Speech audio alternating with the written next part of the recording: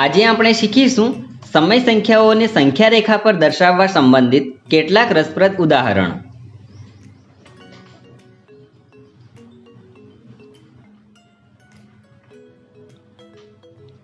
આપેલ સંખ્યા રેખા પર કોઈપણ બે બિંદુઓ વચ્ચે સમાન અંતર છે। જાણો કે બિંદુ P અને Q કઈ સમય સંખ્યાને દર્શાવે છે। દર્શાવેલ સંખ્યા રેખા પર કોઈપણ બે બિંદુઓ વચ્ચે સરખું અંતર છે। આ અંતર જાણવા માટે આપણે કોઈ સંખ્યાને તેની ડાબી બાજુની સંખ્યાને ઘટાડીશું। જેમ કે અહીં 0 ઓછા -1/7 0 ઓછા -1/7 બરાબર 1/7 છે।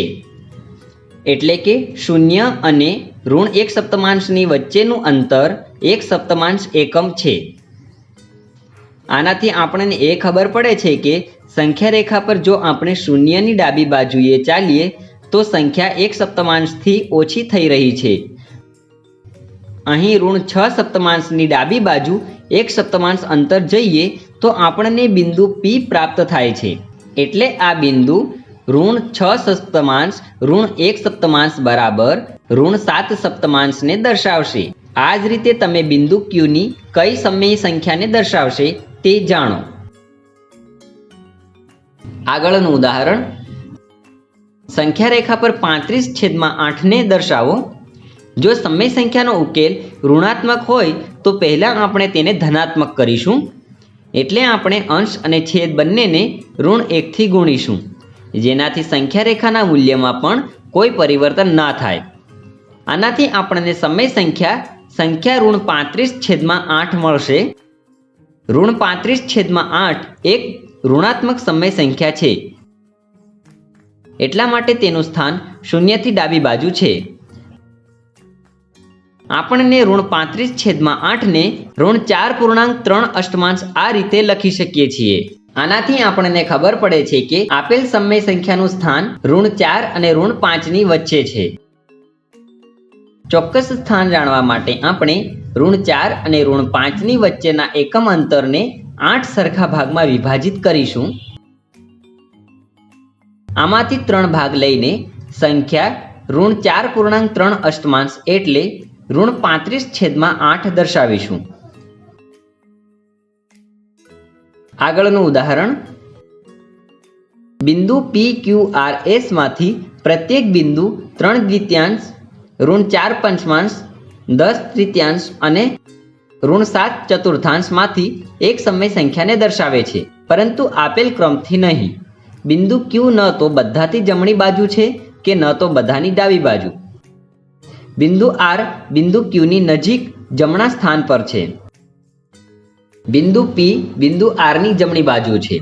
દરેક બિંદુ દ્વારા દર્શાવેલ સમય સંખ્યા જાણો અને તેની સંખ્યા રેખા પર ગોઠવણી કરો। વિડિયો રોકીને તમે આ કોયડાને ઉકેલવાનો જાતે પ્રયત્ન કરો। ચાલો હું તમને બતાવું છું। સૌથી પહેલા આપેલ સૂચનાઓમાંથી બિંદુ PQRS ને સાચા ક્રમમાં ગોઠવીએ।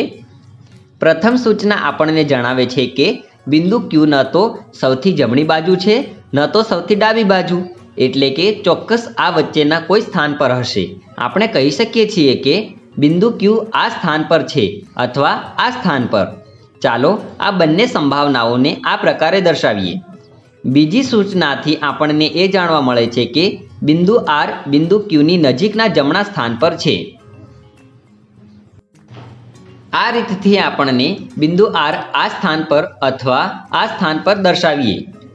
ત્રીજી સૂચનાથી આપણને જાણવા મળે છે કે બિંદુ P બિંદુ R ની જમણી બાજુ છે। આ સ્થિતિમાં બિંદુ R ની જમણી બાજુ બિંદુ P ને રાખી શકીએ છીએ, પરંતુ આ સ્થિતિમાં આવું કરવું શક્ય નથી।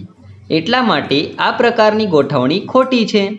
હવે આપણે બાકી રહેલ બિંદુ S ને ખાલી જગ્યા પર મૂકીશું। આનાથી આપણને બિંદુઓનો ક્રમ મળશે SQRP। આ રીતે હવે આપણે આપેલ સમય સંખ્યાઓને પણ ચડતા ક્રમમાં ગોઠવીશું। આના માટે આપણે સંખ્યા રેખાનો ઉપયોગ કરીશું।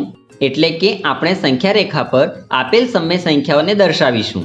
3 દ્વિતીયાંશ એક ધન સમય સંખ્યા છે.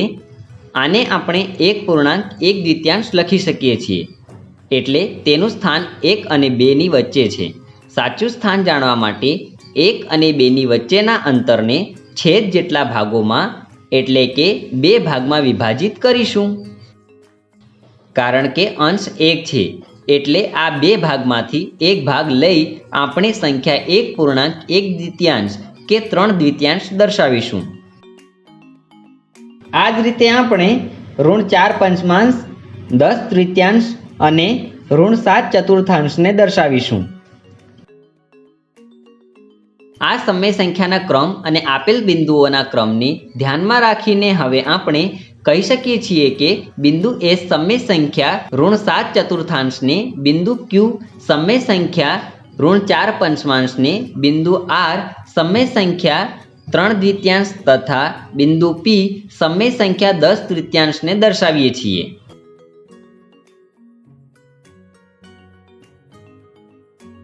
તો આજે આપણે શીખ્યા સમય સંખ્યાઓનું સંખ્યા રેખા પર નિરૂપણ સંબંધિત કેટલાક રસપ્રદ ઉદાહરણ.